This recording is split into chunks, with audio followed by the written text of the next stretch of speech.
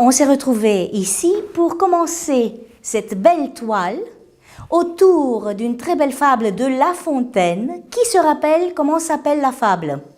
Le corbeau voulant imiter l'aigle.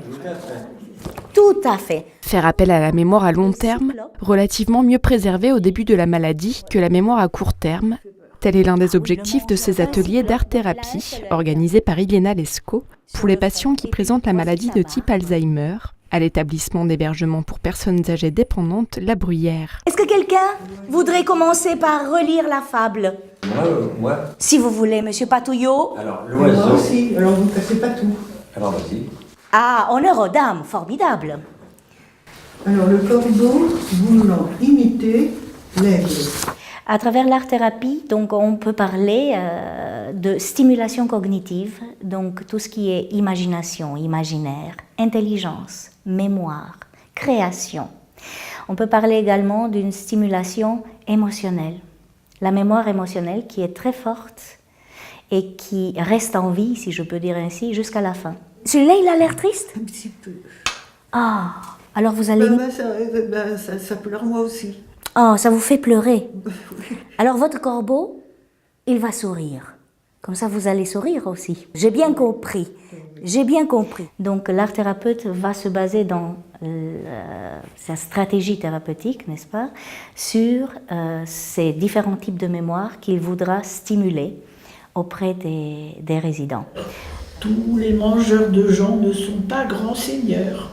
Où la guêpe a passé, le moucheron demeure. À ne pas oublier le corps aussi.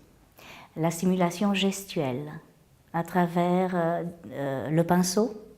On est encore en train de bouger notre main, de passer de cette intelligence intérieure à cette intelligence extérieure, à cette prolongation de notre imaginaire à travers la main et le pinceau.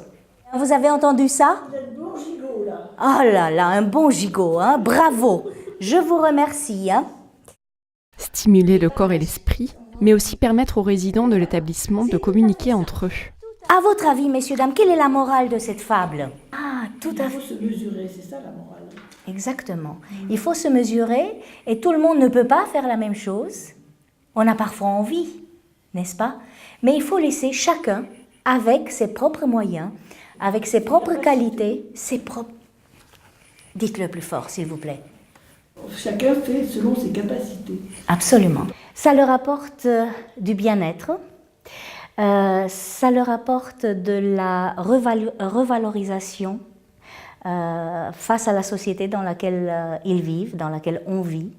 Ils redeviennent des sujets à part entière, nos résidents, et ils reprennent en quelque sorte la force de s'affirmer eux-mêmes à nouveau. Car pour Iléna Lescaut, cette maladie qui affecte plus de 850 000 Français et pour laquelle 225 000 nouveaux cas sont détectés chaque année, soit l'équivalent de la ville de Marseille, n'empêche pas les patients de vivre encore des moments agréables. Magnifique. Pourtant, il s'en fout complètement. Ben oui, absolument, comme dans la fable de La Fontaine, il s'en fout complètement, hein. Il n'a pas peur. Hein. C'est des résidents qui ont soif encore de vivre et expriment cette soif par beaucoup de questions d'ordre artistique aussi. C'est merveilleux. Voilà. Merci beaucoup, monsieur Patouillot.